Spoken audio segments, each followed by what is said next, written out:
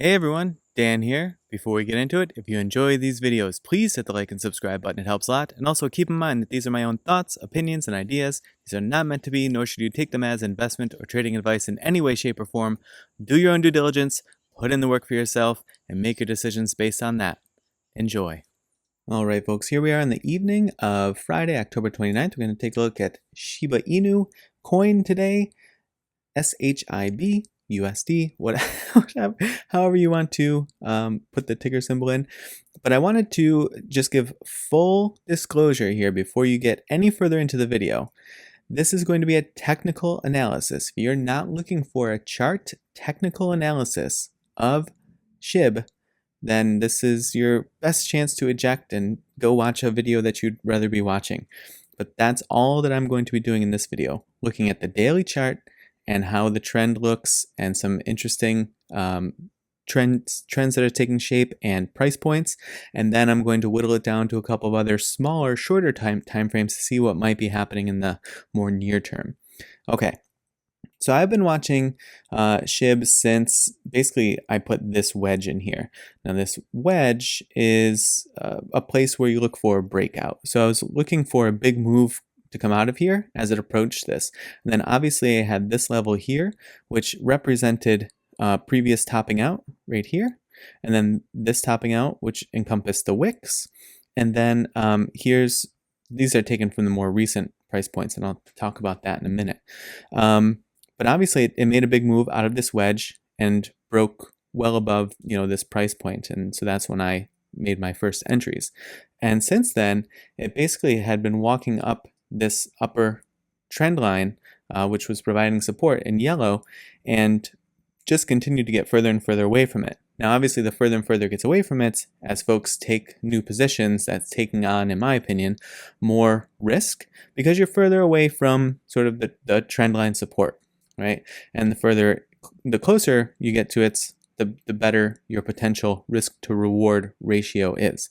Now, these points where the price sort of flips is sort of a pivot point. And so what that means to me is I look for indications that the price is going to move in a certain direction at those pivot points. So does it hold there, or does it flip from support to resistance? And if so, then does it start to move away? That could indicate like a longer term downtrend.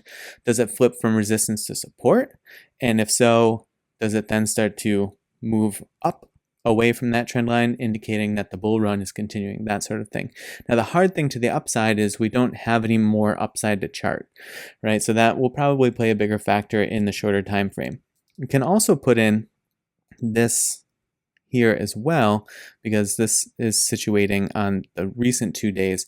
And also, I will say these daily candlesticks are a little bit funkier with crypto versus stocks, because those pivot points will always kind of end up that way for the bodies of the candle, because that's always where the price will start, because there isn't any close of the market and then open of the market, or if there is, it's sort of presumptive that it's 1 second apart, right? So there isn't this overnight period where the price can shift quite dramatically like in stocks, and it wouldn't look as clean as this.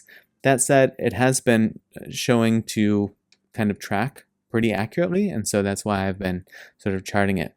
But this is what I'm looking at on the daily. It's as simple as this. I'm looking at a breakout above this level here, which is, I'm going to skip all the zeros and just say 7931, and looking for some break and hold above that level to indicate the next wave up. If it does come down and fall, and I tweeted about this today, my Twitter handle's in the description below, or last night actually I put that out. But anyway, the closer that it gets to this yellow line, I'm trying to situate taking additional positions. I'm of course just always averaging up, but I think that this has the strong potential to go further. I don't know. That's pure speculation on my point, but the advantage to me to charting down here is that if it does start to fall, there are many support zones that I would see failing that would tell me, okay, this is probably a good time to get out and reassess when it starts to stabilize. But at this point, that, to my mind, hasn't happened at all. So I'm still quite happy where I am situated. And as it does continue to dip especially close in on this yellow trend line, then I'll plan to continue to add to my position at the moment. If it breaks this trend line, then that's where things will get quite questionable. I probably wouldn't take a position on break, but if it broke and then held this, for example, and then started to show some strength off of this, then I may, come in and take a position there. But if that's happening and there's some more sort of interesting dynamics that evolve on the daily, I'll definitely make another video and assess it from there. But that's what I'm looking for on that side of things. Now, if we want to whittle down to some shorter time frames just to see sort of, what's happening in a more instantaneous basis, here's the 1 hour. Now, let's try to zoom out a little bit here. Maybe we can go. It's the 1 month gives us 1 hour. So much of these daily things will kind of hold up, but what you see right now, essentially forming on the 1 hour, is a couple of things. One, there is this channel that's sort of evolved from here up through here, right? So there's this channel that is putting in on the 1 hour, and then also sort of complementary to that is the extension of this lower bound of the channel, which we could just put in as a trend line, for example. This, as it comes up and intersects with the resistance level up here, this I call a flat top, which is a resistance level to the upside, and this is uptrend support. This area here is considered, you see how it makes like a triangle or a wedge here? This is called an ascending triangle. Ascending triangles, now it can go against you. It can go bearishly. Palantir had a prime example of that today. Not to totally derail this, but to just take a look at what happened in Palantir today, because I was watching one of these today, and let me just show you how it can go against you. See, this was upward trend support, so I was watching it here close in on the price all day, and then it fell through, and when it falls through, good luck. That play is typically dead, even if it just falls through and then seems to try to want to come back in. This fall through is just typically not a good sign. And look at the reduction in price that happened after that, the selling off that happened after that. So that's what that looks like. But typically, what I look for is for this to be a bullish indication. And so as the price continues to compress within this area, you look for a big move to the upside.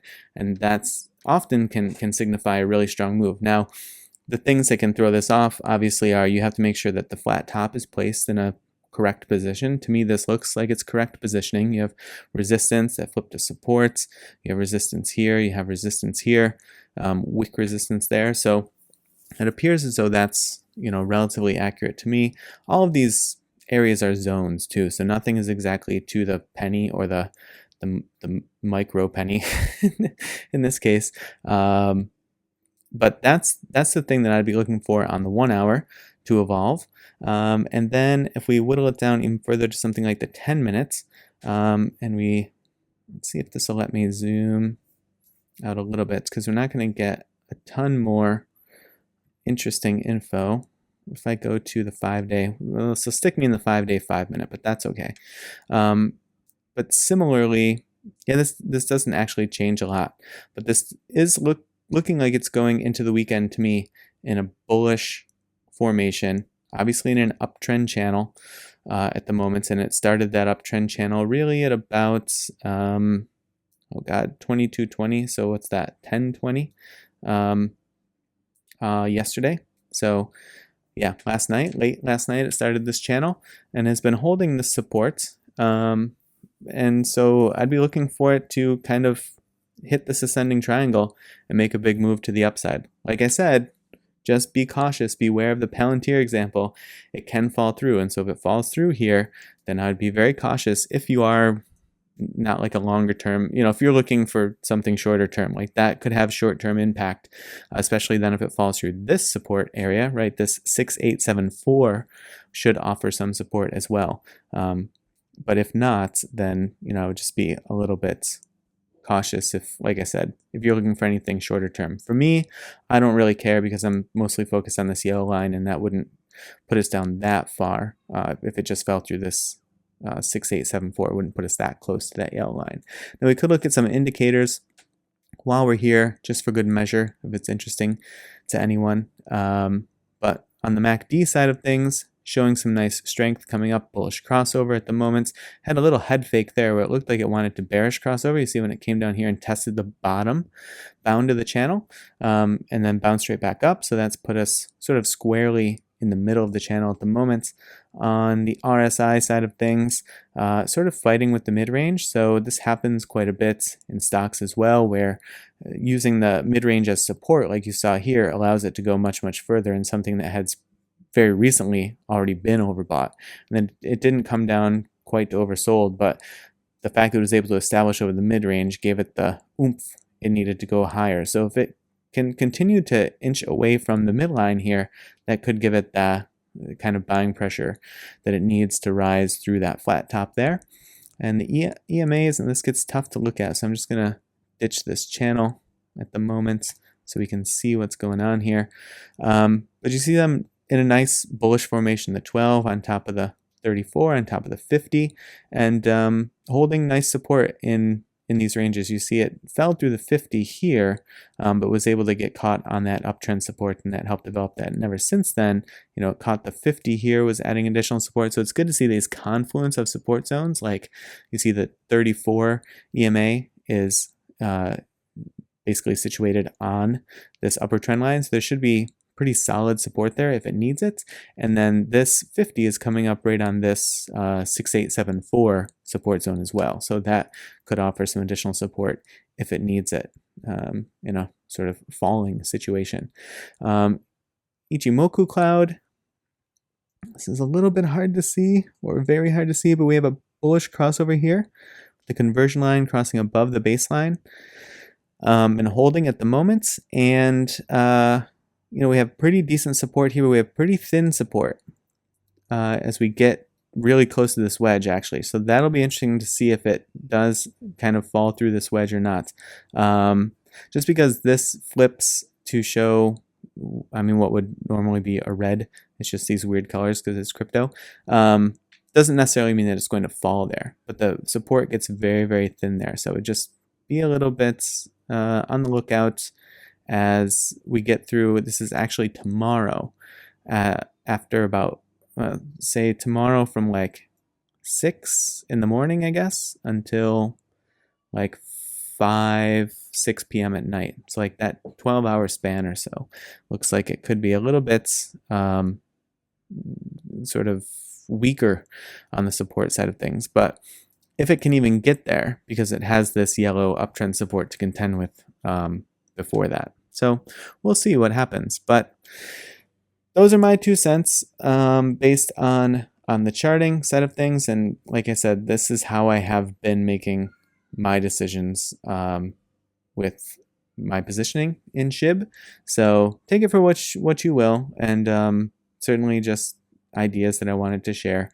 But decide for yourself, you know, what you think makes the most sense. And these momentum plays are always really interesting.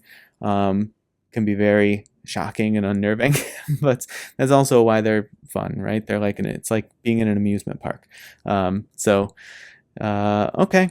Well, I hope that you have an enjoyable weekend. I know that with crypto, you don't have it off, so I hope you're not sort of tied to your phone or your charting software too much, and that you're able to get out and enjoy some of the weekend. In any case, I appreciate you watching, and I will see you in the next video.